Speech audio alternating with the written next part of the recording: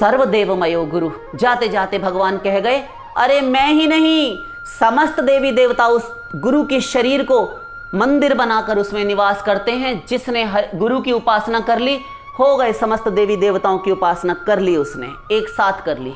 कहीं भटकने की आवश्यकता नहीं, केवल एक गुरु की उपासना से सब कुछ प्राप्त हो जाता है।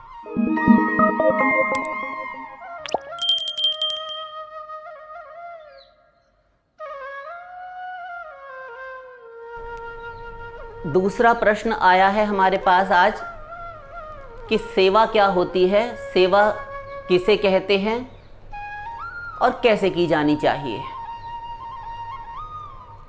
सेवा जीव का सहज सिद्ध स्वरूप है। जीवेर स्वरूप है कृष्णेर नित्य दास। जीव गोस्वामी ने रूप गोस्वामी से प्रश्न किया था, के आमी, ध्यान दीजिए, के आमी, मैं कौन हूँ, बांग्ला प्यार, मैं कौन हूँ। उन्होंने समस्त जीवों की ओर से प्रश्न किया था। तो रूप गोस्वामी ने जीव गोस्वामी को उत्तर दिया था, जीवेर स्वरूप है कृष्णेर नित्य दास। इस जीव का नित्य स्वरूप, सदा से नित्य स्वरूप है श्री कृष्ण का नित्य दासत्व। चिन्मात्रं श्रीहरेरंशं सूक्ष्ममक्षरमव्ययं कृष्णाधीनमिति प्राहुर्जीवं ज्ञानगुणाश्रयं। वेद, यह जीव भगवान का अंश है। अंश का अर्थ उनका एक भाग, भगवान का एक अंश, और अंश का अर्थ होता है दास। दास का कार्य है अंशी की, अपने स्वामी की सेवा करना। अंश का कार्य है अपने अंशी की सेवा करना, उसका दासत्व करना, नित्य दासत्व अनंत काल तक। इकले ईश्वर कृष्ण आर सभृत्य। फिर कहा चैतन्य प्यार, चैतन्य चरितामृत में बांग्ला प्यार, इकले ईश्वर कृष्ण, श्री कृष्ण ही एकमात्र ईश्वर हैं। ईश्वर शब्द ही एकमात्र श्री कृष्ण के लिए प्रयोग किया जाना चाहिए और उन्हीं के लिए वेद में कहा गया है। अखिल लोक महेश्वर हैं। ईश्वर क्या होता है? सर्वेश्वरेश्वर यहां तक आता है। समस्त ईश्वरों के भी जो ईश्वर हैं वे राम हैं, श्री कृष्ण हैं। उनसे परे कोई ईश्वर तत्व नहीं हुआ करता। ईश्वरः परमः कृष्ण सच्चिदानंद विग्रह अनादिरादिर गोविंद सर्व कारण कारणम अथवा परम कारण कारणम। ब्रह्म संहिता, ब्रह्मा जी कह रहे हैं, गोविंद स्तोत्र। ईश्वरः परमः कृष्ण, परम ईश्वर स्वयं श्री कृष्ण है, अर्थात परम ईश्वर, परम महेश्वर। सच्चिदानंद विग्रह, जिनका श्री अंग सतचित आनंद घन सच्चिदानंदमय है। तो अंशी का दासत्व, नित्य दासत्व, इस अंश का सहज सिद्ध स्वरूप है सेवा करना। अब वह सेवा कैसे होती है ये बाद में बताएंगे। सेवा किसे कहते हैं? भगवान की सेवा करना। देखिए, सेवा करता कौन है? यदि गंवारी भाषा में समझाएं तो सेवा वह करता है जो समर्थ होता है। आप तो यही समझते हैं कि हम गुरु जी की सेवा करते हैं, हम भगवान की सेवा करते हैं। गलत। क्यों? इसलिए अभी आप आसानी से समझ जाएंगे। एक के भी मुख पर अथवा मन में संदेह, शंका अथवा भय, विभ्रम नहीं होगा और कोई डाउट नहीं रह जाएगा, कोई शिकायत नहीं होगी किसी को। सुनकर सबको समझ में आ जाएगा और मानेंगे कि सत्य है। देखिए, सेवा वह करता है जो समर्थ है, जो स्वस्थ है। और सेवा किसकी की जानी चाहिए? रोगी की, जिसको आवश्यकता है। कहते हैं ना, बड़े वृद्ध की सेवा कीजिए, इसके ये अपंग हो गया, इसको चोट लग गई, इसे कोई शारीरिक, कोई फिजिकल इंजरी है, कुछ शरीर में कष्ट है, तो इनकी सेवा, दवा दारू, औषधि कीजिए, उपचार कीजिए। जैसे माता छोटे से शिशु की सेवा करती है, तो शिशु तो असमर्थ है, माँ सेवा करती है। रोया, 100 बीमारियों की एक दवा 100 मर्ज की एक दवा रो देना। वो बोल तो सकता नहीं, क्योंकि उसे स्वर व्यंजन वैखरी किसी भी भाषा मात्रा इत्यादि का ज्ञान नहीं कि वह बोलकर समझावे बतावे, और इतना होशियार भी नहीं और इतने हाथ पांव भी नहीं चलते कि वह संकेत कर दे कि संकेत क्या बलाए है, कि किसी स्थान पर वह हाथ लगाकर बतावे, छोटा सा शिशु, अबोध शिशु, कि यहाँ यहाँ हमको पीड़ा हो रही है अथवा ऐसा ऐसा हम फील कर रहे हैं, अनुभव कर रहे हैं। बस रोता रहता है। अब माँ समझे, घर के लोग समझें, बस रो रो कर सारे घर को नचाया करता अपने संकेत पर, इशारे पर, वह छोटा सा शिशु। अब तुम समझो, तो सेवा असमर्थ की जाती है, अथवा जिसे आवश्यकता है उसकी की जाती है। तो भगवान को तो आवश्यकता नहीं, गुरु को आवश्यकता नहीं। भगवान असमर्थ हैं, उनको कुछ प्राप्त करना पाना शेष है नहीं। आप्त काम पूर्ण काम परम निष्काम नान वाप्तम अवाप्तव्यम न मे पार्थास्ति कर्तव्यम त्रिषु लोकेषु किंचन। अर्जुन, न मे पार्थ, हे पार्थ, मुझे तीनों लोकों में कुछ भी पाना करना शेष नहीं है। नान वाप्तम अवाप्तव्यम, सब कुछ मेरी संकल्प, मेरी इच्छाएं कामनाएं सहज सिद्ध हैं, पूर्ण हैं। मैं क्यों चाहूं, किस लिए चाहूं, किससे चाहूं और क्या चाहूं। ऐसे ही गुरु, ये भी निष्किंचन अकिंचन अपरिग्रही संयमशील जितेंद्रिय और भगवान से दीयमानम न गृह्णन्ति विना मत सेवनम जनाः, ऐसे निष्किंचन अपरिग्रह आप्त काम पूर्ण काम परम निष्काम भक्त होते हैं। वे भगवान के देने पर भी कुछ नहीं लेते। इस फटे हाल जीव से, हमसे महापुरुष गुरु लोग स्वीकार करेंगे, तो फिर ये गुरु की सेवा क्यों कही जाती है? हाँ, ये सही प्रश्न है। तो सुनिए, ध्यान दीजिए, सेवा इस अल्पज्ञ, इस अशक्त, इस असमर्थ जीव की सेवा मान ली जाती है, स्वीकार कर ली जाती है। क्योंकि यदि वे स्वीकार ना करें तो कोई फल प्राप्ति नहीं होती। और ये जीव क्या देगा? तन गंदा, कैसे सेवा करेंगे आप? कोई भी जीव यदि बहुत से बहुत कुछ देगा हरि गुरु को, तो क्या देगा? क्या पहुंच है इसकी, क्या शक्ति सामर्थ्य है इसकी? शरीर से सेवा कर देगा, धन से सेवा कर देगा। धन चाहिए नहीं, सबके त्यागी हैं वे। आवश्यकता भर का एक टुकड़ा भगवान का दिया, वो मधुकरी करके खा लिया, हो गया। यदि वैरागी, हम कपड़ा रंगाने वाले साधु महात्माओं की बात नहीं कर रहे, हम श्रोत्रिय ब्रह्मनिष्ठ महापुरुषों की, वास्तविक संतों की बात कर रहे हैं। परम संतोषी जितेंद्रिय संयमशील अपरिग्रही ऐसे महात्माओं की। तो वे यदि ऐसे ही महात्मा हैं और यदि हमारे गुरु हैं, तो हम उनको क्या देंगे, क्या दे सकते हैं?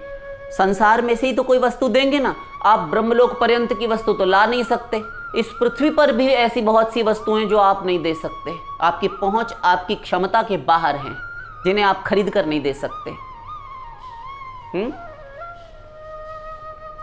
किंतु जो भी ये जीव तन गंदा, तन से सेवा कर रहे हैं, क्या देंगे आप? तन से, हाथ पांव से सेवा कर देंगे। घोर गंदा शरीर, क्षिति जल पावक गगन समीरा, पंचरचित अति अधम शरीरा। यह है पृथ्वी जल तेज वायु आकाश से निर्मित ये चतुर्विंशति तत्व का ये पार्थिव लिंग देह, ये संघात, ये मानव तन, ये शरीर दिन रात समस्त अत्यंत मलिनो देहो नवछिद्र समन्विता। शास्त्र कहता है अत्यंत मलिन शरीर है, घोर गंदा शरीर है, 9 छिद्रों से युक्त है। फिर श्री कृष्ण ने भी कहा नव द्वारे पुरी देहे, ये 9 द्वार से युक्त ये पुरी है, ये शरीर एक पुरी है, एक नगरी है ये शरीर, जिसमें ये जीवात्मा, ये पैसेंजर, ये यात्री इसमें कुछ दिन के लिए रहता है। अर्जुन, नव द्वारे पुरी देहे, 9 द्वारों से ये युक्त है। 2 कर्णों के छिद्र, 2 नासिका रंध्र, मुख, 2 नेत्रेंद्रिय, नाभि और उत्सर्जन के अंग। हाँ,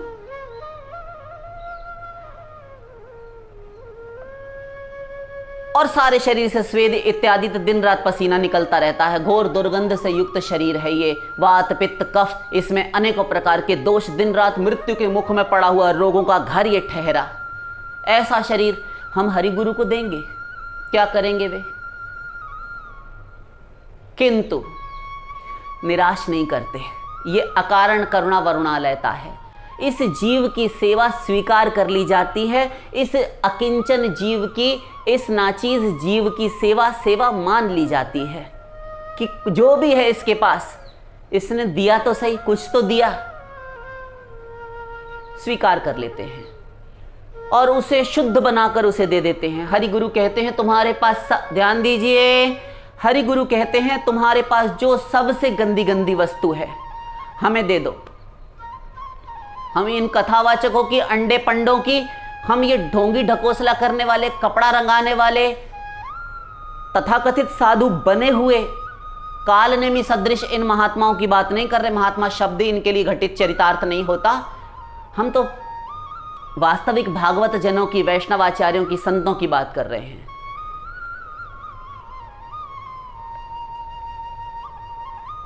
वे कहते हैं अपना सब गंदा गंदा हमें दे जाओ, गंदी से गंदी वस्तु। तो तन गंदा, धन होने चाहिए नहीं, तो तन मन धन से तो सेवा की जाती है ना। ध्यान दीजिए, ये हम साधना, ये हम सेवा के पक्ष में बोल रहे हैं। अब बचा मन।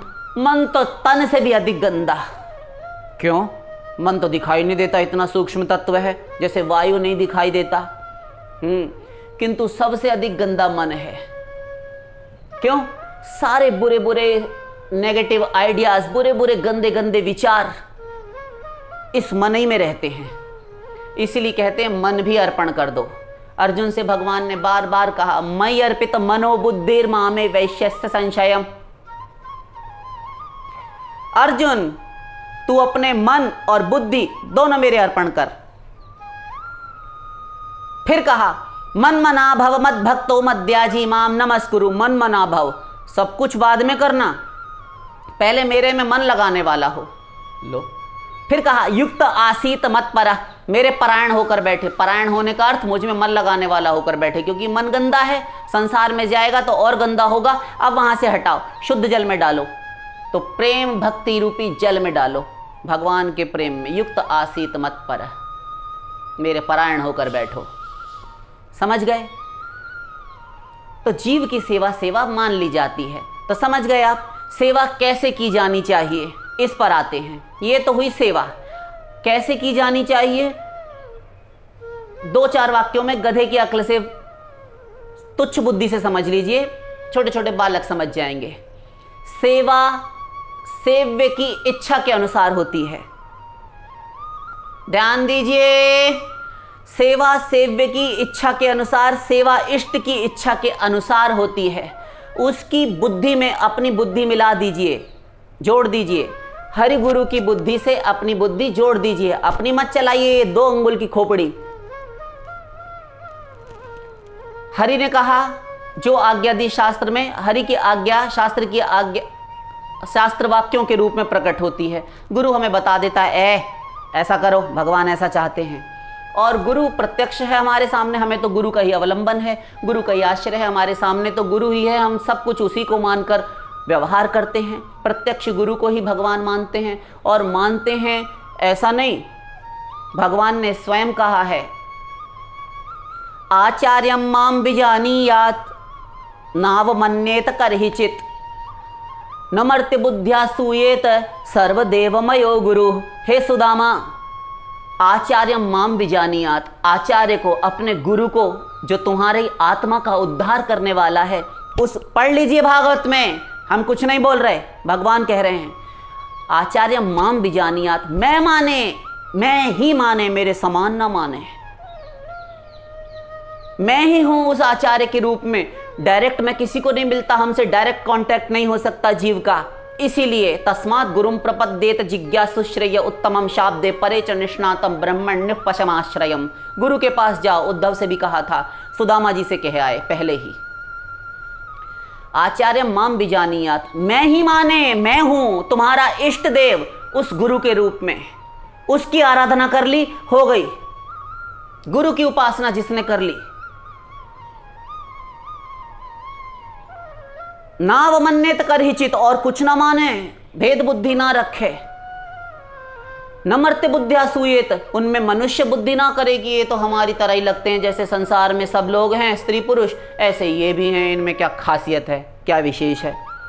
नाम अपराध कर बैठेगा सुदामा, मैं कभी संतुष्ट नहीं हो सकता उस अभागी जीव से। फिर सर्वदेवमयो गुरु, जाते जाते भगवान कह गए, अरे मैं ही नहीं, समस्त देवी देवता उस गुरु के शरीर को मंदिर बनाकर उसमें निवास करते हैं। जिसने गुरु की उपासना कर ली, हो गए, समस्त देवी देवताओं की उपासना कर ली उसने, एक साथ कर ली, कहीं भटकने की आवश्यकता नहीं, केवल एक गुरु की उपासना से सब कुछ प्राप्त हो जाता है। तो उस गुरु की आज्ञा में अपनी बुद्धि जोड़ दे, बुद्धि ना लगाए, जोड़ दे, विलीन कर दे। जो गुरु ने कह दिया मेरे लिए ब्रह्म वाक्य है, बस हो गई सेवा। अब वह अपनी बुद्धि नहीं लगाएगा, गुरु ने कह दिया वही करेगा। नाम अपराध कभी नहीं होगा, उसका मार्ग, उसका सफर, उसकी यात्रा शीघ्र, बहुत जल्दी जल्दी तय होगी, और शीघ्र इसी जन्म में भगवत प्राप्ति कर लेता है वो। हरि गुरु की सेवा उनकी रुचि के अनुसार की जानी चाहिए। जैसे एक ने आकर माल्यार्पण किया गुरु जी को, उसने गेंदा की और रजनीगंधा के भी पुष्प कुछ उसमें लगे थे, एक आध दो चार गुलाब थे, पहना दी, और एक केवल गुलाब ही गुलाब की बनवा कर लाया, 500-1000 रुपया में बनवा कर गाड़ी में धर के, कोई धनपति, सेठ, करोड़पति, लखपति इत्यादि, कि हम गुरु जी को ये माला पहनाएंगे। जब तक आया उससे पूर्व ध्यान दीजिए, वह जो मिडिल क्लास मध्यम वर्गीय परिवार का था, श्रद्धालु था, गुरु जी को पहना दी, और गुरु जी ने पहन ली, धारण कर ली। देख कर करोड़पति को, धनपति को, उस रुपए के मद से उन्मत्त व्यक्ति को आग लग गई, उसका हृदय जल गया। 100 रुपया 150 रुपया की होगी, है ही क्या, गेंदा है, 10, 20, 50 फूल और 2, 4, 5 गुलाब है, 50 रुपया का होगा उसमें बहुत से बहुत, और रजनीगंधा मिलाकर 100, 150, 200 रुपया की होगी। हमारी 1000 रुपया की नहीं पहनी, और उसकी मुंह बन गया, दुर्भावना प्रारंभ हो गई उस जीव के प्रति भी और गुरु के प्रति भी। अभिमान आया, और ईश्वरस्यप्यभिमान द्वेषित्वात् दैन्यम प्रियत्वाच्च, भगवान को अभिमान से ही घृणा है, और तुम गुरु के पास जा रहे हो, सत्संग कर रहे हो, अभी तुम्हें सत्संग की विधि का ही ज्ञान नहीं, तुम दूसरे जीवों के प्रति भी घृणा, द्वेष बुद्धि रखते हो, गुरु के प्रति भी बुद्धि अपने लगाने से बाज नहीं आते, गुरु के विधान में तुम्हारी लाल स्याही चल जाती है, तुमसे नाम अपराध हो जाता है। सारी साधना यत्किंचित, पहले तो तुम करते नहीं, यत्किंचित होती भी है, वो भी समाप्त हो जाती है। ये ऐसा नाम अपराध का मूषक है, सारी साधना नष्ट कर देता है कुतर कर। हाँ, ऐसे बात नहीं बनेगी। 10, 20, 30, 40, 50, 100, 200, 1000, 1 लाख शिष्य हैं, सब कहें हम चरण ही दबाएंगे, और ये चरण दबाने की सेवा तो ऐसी होती है कि बहुत सारे शिष्य तैयार हो जाते हैं कि काश कदाचित गुरुजी अपना चरण कमल हमारी गोद में रखें तो हम सब दबावें, प्रेम से सहलावें। काश अजी हमारे गुरुजी तो ऐसे हैं, चरण भी नहीं छूने देते हमको, इतने वर्षों से पैर छूने का ही मौका नहीं दिया, कभी झुके भी हाँ तो अकांड कांड खड़ा हो जाए, जैसे बम ब्लास्ट कर दिया हो, चिल्ला पड़ते हैं, झल्ला पड़ते हैं, चरण नहीं छूना।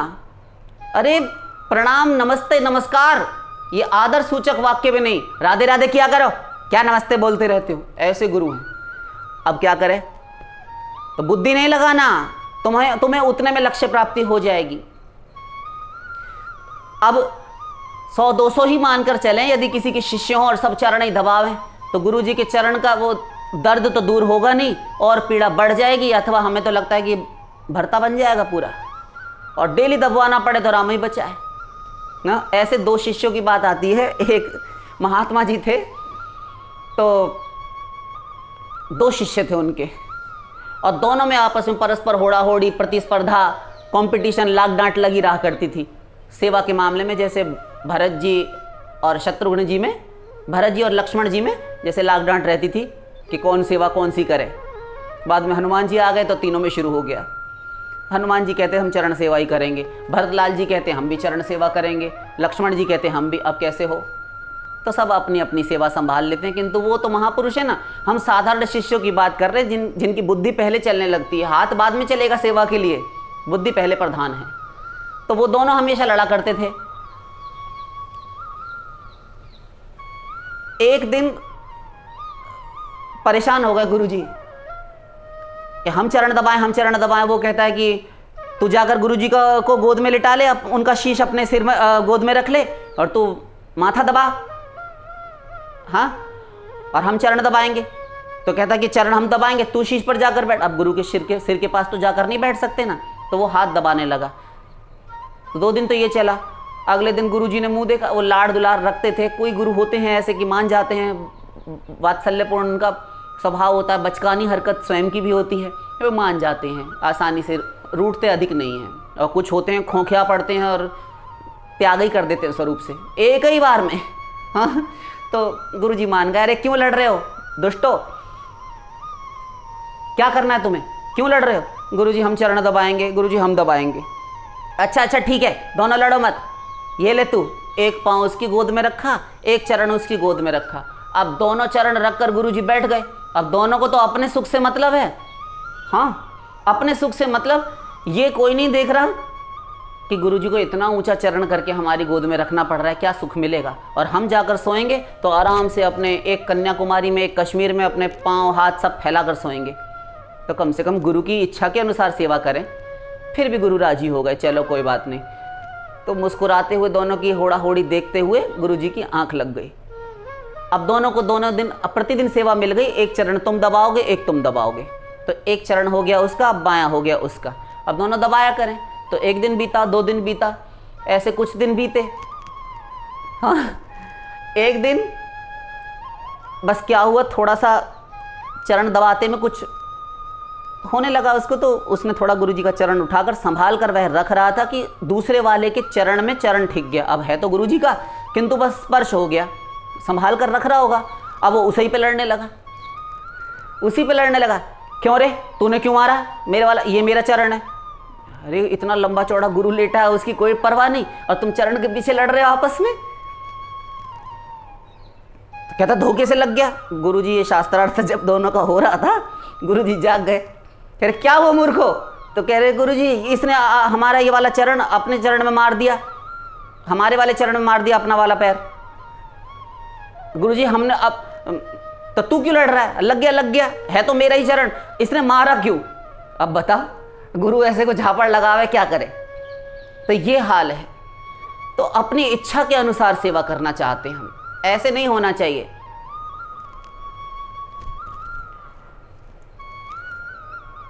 सेवा सेव्य की इच्छा के अनुसार उसके सुख को ध्यान में रखकर की जानी चाहिए सदा। अपनी मर्जी ना चलाए। यदि गुरु ने कह दिया कि तुम शांति से बैठ जाओ, तुम लेक्चर सुनो, प्रवचन सुनो, एक को कहा तुम जाओ वहां पर वो थोड़ा सा काम देखना बगीचे में, एक को कहा तुम थोड़ा भोजन रसोई घर की व्यवस्था देखो। हमको रसोई में इतनी गर्मी में घुसा दिया, उसको कह दिया हमारे पास ही रह के लेक्चर सुनो। अब उसको कह दिया ऐसा करो, तुम लेक्चर मत सुनो, तुम जाओ वहाँ पर गिरिराज की तलहटी में जाके थोड़ा आज 3-4-5 दिन भजन करना और तब हमारे पास आना। सब लेक्चर सुन रहे हैं, सेवा कर रहे हैं, कोई चरण दबाने की। अब वह वहाँ चला तो जाए, किंतु मन में सोचा करे कि सबको तो रख लिया, हमें आश्रम ही से निकाल दिया, घर ही से निकाल कर बाहर कर दिया, कह दिया वहाँ जाकर राधे राधे करो। कोई कुछ कर रहा होगा, कोई चरण चाप रहा होगा, कोई भोजन परोस रहा होगा गुरुजी को, कोई आज्ञा पालन कर रहा होगा, कोई कुछ कर रहा होगा, सब लेक्चर सुन रहे होंगे। हम ही एक दुश्मन थे, कभी सेवा नहीं कर सकता। अरे जिसको तुमने गुरु माना है, उसकी भेद देने वाली तीक्ष्ण दृष्टि है, वह सब जानता है। तुम्हारा कल्याण जिसमें है उसने वही आज्ञा सोच समझकर ही दी है। करणापाटव, विप्रलिप्सा, भ्रम और प्रमाद, इन 4 दोषों से जिस समय किसी संत को, किसी जीव को भगवत प्राप्ति होती है, ध्यान दीजिए, भगवत प्राप्ति जिस समय होती है इन 4 दोषों से मुक्त हो जाता है। अब जब वह भगवत प्राप्त है तो आपको कोई ऐसी आज्ञा नहीं दे सकता, यदि वह श्रोत्रिय ब्रह्मनिष्ठ गुरु है, भगवत प्राप्त संत है, तो कभी भी वह महात्मा, वह आपका गुरु आपको ऐसी आज्ञा नहीं देगा जिसमें आपका सर्वनाश हो जाए। आप स्वयं कर डालें बुद्धि लगाकर, कुतार्की की बुद्धि, तर्क वितर्क कुतर्क अतितर्क करके, वो एक पृथक बात है। गुरु केवल आपके कल्याण के लिए ही करता है, उसकी सारी चेष्टाएं केवल जीव कल्याण, परोपकारार्थ, परोपकार के लिए, जीव कल्याणार्थ ही हुआ करती हैं, होती हैं, होंगी। अपने लिए वह कुछ नहीं कर सकता। तस्य कार्यम न विद्यते, उसका कोई कार्य शेष नहीं, वह धन्य हो गया, कृत कृत्य हो गया, जो करने आया था वह कर चुका। इसे कहते हैं कृत कृत्य हो जाना। अपना कुछ पाना करना उसके लिए नहीं शेष, क्योंकि भगवत प्राप्ति कर ली, हो गया। तो सेवा सेव्य हरि गुरु की इच्छा के अनुसार होती है। छोटी से छोटी सेवा को भी छोटी ना माने। गुरु ने तुम्हें गुरु ने दिया है, वो है तुम्हारे लिए बहुत बड़ी है। तुम्हें यदि ये कहा कि हम ये बोल रहे हैं, तुम ये लिख कर दो, तो बस, और तुम चरण दबाओ। अरे क्या हुआ, ऐसे काहे के लिए मुंह बना रहा है गुस्से में? उसको तो आपने कह दिया गुरुजी के चरण दबाओ, हमसे कह दिया एक कलम लेकर लिखो। अरे तो ये छोटी है, कभी सेवा नहीं कर सकता। तो आप समझ गए, सेव्य की इच्छा के अनुसार हरि गुरु को सुख मिले, बस। यदि जिसने इतना सूत्र में अपना जीवन बांध लिया, अपनी दिनचर्या बना ली, ढाल ली, बस हो गई उससे सेवा। अब सेवा कितने प्रकार की होती है, यद्यपि एक संकेत कराए हैं, जल्दी जल्दी समझ लीजिए। 3 प्रकार की सेवा होती है। तनुजा, ध्यान दीजिए, तनुजा, वित्तजा, मानसी। तो तनुजा क्या होती है? तन से, इस शरीर से जो की जाए, वह तन से, शरीर से की जाने वाली, देहेंद्रिय से की जाने वाली सेवा। जैसे अभी चरण दबाना, जो कुछ भी हो, बिना बुद्धि लगाए, उनके सुख को ध्यान में रखते हुए की जाने वाली, शरीर इंद्रिय से की जाने वाली सेवा तनुजा। तो ये सेवा सब कोई नहीं कर सकते। क्यों? इसलिए क्योंकि शरीर से सेवा करेगा तो उसका प्राभव देह तो नहीं ना, काय विहू तो नहीं ना, कि वह इतना समर्थ है कि वो शरीर बनाकर, जैसे गोलोक में मंजरियां इत्यादि, अथवा यहां जो मंजरी भाव से पूर्ण परिनिष्ठित हैं, प्राप्त हैं, तो यहां पर एक देह से जीव कल्याणार्थ इन भगवत विमुख जीवों को लगाने के लिए एक शरीर रहता है, और भाव देह उनका नित्य धाम श्रीधाम षड ऋतुवन गोलोक में रहता है, वहां सेवा करती है मंजरी भाव से, वह सिद्ध महापुरुष मंजरी। ऐसा होता है। तो ऐसा तो किसी के पास नहीं, क्योंकि मायाबद्ध है। तो वह तनुजा अर्थात शरीर से सेवा करने के लिए उसका गुरु के पास सानिध्य में समीप रहना आवश्यक है ना। और यदि दूर विदेश रह रहा है, प्रतिदिन आना जाना, अप डाउन करना संभव नहीं, अथवा विदेश ना भी रहे, फॉरेन कंट्री में, दिल्ली में ही रह रहा है, तो भी प्रतिदिन तो नहीं आ सकता। कोई बहुत श्रद्धालु हो तो दिल्ली से यहां तो आ सकता है, किंतु बहुधा ऐसे होते हैं कि जो बगल ही में रह रहे हैं, 10 ही मिनट का रास्ता है, ऐसे भी नहीं आते, छुट्टी लेकर बैठ जाते हैं। ऐसे भी होते हैं, बहुत होते हैं। हाँ, 15-15 वर्षों तक महाराज श्री के पास नहीं आए। एक रमेश करके थे, मर्जी हुई आ गए महाराज जी को दर्शन देने, कृतार्थ करने, धन्य भाग्य बनाने। ऐसा जीव सेवा नहीं कर सकता। अर्थात अपना राज्य समझ कर कि जब मर्जी होगी तब जाएंगे, तब तक क्या करोगे? कोई उत्तर नहीं। तो गुरु की सेवा करने के लिए शरीर से पास रहना आवश्यक है, सबके बस की बात नहीं। और फिर एक गुरुजी का 2-4 कार्य होते हैं। भोजन कै लोग बनाएंगे, कितना गुरुजी खाएंगे? भंडारा तो बनेगा नहीं। 2-4 रोटी, 1 रोटी, यदि संयमी है, जितेंद्रिय है, तो एक ही बार थोड़ा सा परिमित आहार, थोड़ा सा अल्पाहार, बस। तब क्या बनाएगा? मधुकरी करके ही गुरुजी ने खा ली, कहीं से थाली आ गई परोस के, तब क्या करेंगे? तो वो भी गई। जल पिलाने की सेवा, कै बार जल पिएंगे गुरुजी? हाथ पैर दबाएंगे कितनी देर? अब सब लोग पहले ही कहा है, डिटेल नहीं करेंगे। तो शरीर से सेवा करने के लिए गुरु के पास रहना आवश्यक है, समीप रहना। सब कोई नहीं कर सकता। दूसरी सेवा वित्तजा। वित्त अर्थात धन से, रुपए से, पैसे से की जाने वाली, संपादित होने वाली सेवा। रुपए से भी सब लोग सेवा नहीं कर सकते। आप मध्यम वर्गीय हैं, आप महीने में 1000 रुपया निकाल देते हैं अपनी तनख्वाह आय में से कि दशमांश सेवा में देना चाहिए, लगाना चाहिए, 500 निकाल दिया। उससे गरीब है तो महीना में 100 ही रुपया निकाल पाया, उसका भी माना जाएगा। कोई 10 ही रुपया निकाल पाया, वो भी माना जाएगा। और एक लखपति है, उसने 10,000 रुपया निकाल के रखा प्रत्येक मास और देता है, हो गया। किंतु सब नहीं कर सकते फिर भी, और आप जानते हैं अब शरीर से अर्थात तन से और धन से, ये 2 प्रकार की सेवा सब नहीं कर सकते। किंतु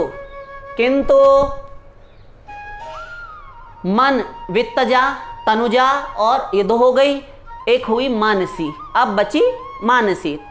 तनुजा तन से, शरीर से, वित्तजा धन से, मानसी मन से। मन सबके पास है, कोई मना नहीं कर सकता कि हमारे पास मन नहीं है। प्रत्येक जीव के पास मन होता है और सब जीव मन से सेवा कर सकते हैं। दूर रहकर भी कर सकते हैं, पास रहकर भी कर सकते हैं। गुरु जी की प्रत्यक्ष शरीर से सेवा करने वाले हैं, वो भी मन से भी सेवा कर रहे हैं। कुछ ऐसे भी हैं जो तन से भी करते हैं, मन से भी करते हैं और धन से भी यत्किंचित करते हैं। ऐसे भी हैं। बड़े भाग्यशाली होते हैं जिनको ये तीनों प्रकार की सेवा प्राप्त है। गुरु का ध्यान, चिंतन, मन से पूजन और मन से उनकी आज्ञाओं का पालन, उनके वाक्यों को अकेले में रियलाइज़ करना, मनन अनुशीलन करना, क्या क्या हमको सीख, शिक्षाएं, नसीहतें दी गई हैं ये सब, और उन्होंने जो कहा है हम करेंगे, ये मन से हो गई। तन से तो करते ही हैं, हाथ से, शरीर इंद्रिय से, तुम ये काम करके लाना, तुम प्रसाद के लिए, भोग इत्यादि की सामग्री के लिए सामग्री लेकर आओ, बनाएंगे रसोई करने के लिए, अमनिया पधराना है, तुम वहाँ पर जाओ, तुलसी चयन करके रखो, तुम सुनो, तुम बाज़ार चले जाना, थोड़े से पुष्प इत्यादि ले आना, तुम उनके लिए वस्त्र इत्यादि का व्यवस्था करो इत्यादि। तो ये तो कर ही रहे हैं। और कोई रात्रि जब हुई, जब कभी समय मिला तो गुरु के शरीर की भी सेवा, गुरु चाहता नहीं फिर भी करे, कर्तव्य बुद्धि मानकर कि इनसे हमें जो प्राप्त हुआ, यदि ये ना होते तो ना जाने हम आज किस दशा में होते, ये मानकर यदि वह करता है तो। गुरु नहीं चाहता, और गुरु को शास्त्र के अनुसार अपने कार्य में लगाना भी नहीं चाहिए शिष्य को।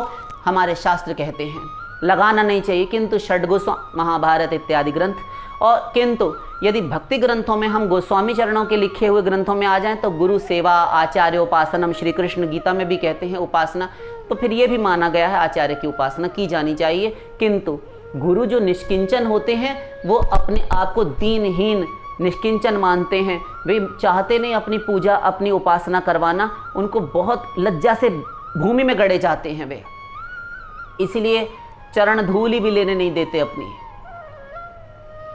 ऐसा गुरु तो धन से, तन से और मन से सब कर सकते हैं। विदेशस्थ भी, दूरस्थ भी, हाँ दूर हैं, विदेश में हैं, अथवा पास भी हैं, उसी शहर में हैं, 10 मिनट का भी रास्ता है, गाड़ी से अगर जाना चाहें तो 10 मिनट का रास्ता, 5 मिनट का रास्ता है, किंतु किसी कारणवश नहीं जा पाए, किंतु अंदर इतना तत्व ज्ञान है और गुरु के प्रति सच्ची निष्ठा है, तो मन से गुरु की उपासना करना नहीं छोड़ता और छोड़नी भी नहीं चाहिए। तो क्षम्य है, किसी अंश में जानबूझकर करे वो अपराध है, कर सकता है, तन से भी ना करे, मन से भी ना करे, और धन से तो फिर क्या किया जाए, मक्कारी करे, जावे ही ना, घर में बैठा बैठा फोन चला रहा है, टीवी देख रहा है, दिन में ही सो रहा है, सब कुछ कर रहा है। आज सेवा का कार्य है, चलें कुछ देख लें अपनी ओर से, कभी नहीं सोचना। पतनोन्मुख जीव है, घोर प्रमादी, तबे जानाते अपराध ताहते प्रचुर। तब समझ लेना चाहिए कि इसके अपराध घोर प्रचुर हैं। उसके हृदय में कृष्ण प्रेम का अंकुर कभी नहीं जागृत हो सकता। जो गुरु सेवा से परमार्थ के पथ से भ्रष्ट हो जाए और बार बार जी चुराने लगे, अपने आप शिष्य को सोचना चाहिए कि मैं चलकर जाऊं, देखूं क्या हो रहा है। तो तनुजा, वित्तजा, मानसी, तीनों प्रकार की सेवाएं जिससे जैसे सुभीते से सद सकें करें, किंतु मानसी सेवा के लिए कोई क्षमा नहीं, ये अपराध अक्षम्य है। यदि नहीं जा सकता, किसी कारणवश है, तब ही क्षमा है, अन्यथा तनुजा सेवा बहुत आवश्यक है। शरीर से चलकर खुद जाकर की जाने वाली सेवा भी लिखी जाती है। ये होती है सेवा। आशा करते हैं आप सेवा का तात्पर्य भावार्थ समझ गए होंगे कि सेवा किसे कहा जाता है, कैसे की जाती है, सेव्य की रुचि के अनुसार की जाती है, हरि गुरु इष्ट आराध्य की इच्छा के अनुसार की जाती है और 3 भावों से होती है। शेष फिर लाडली लाल की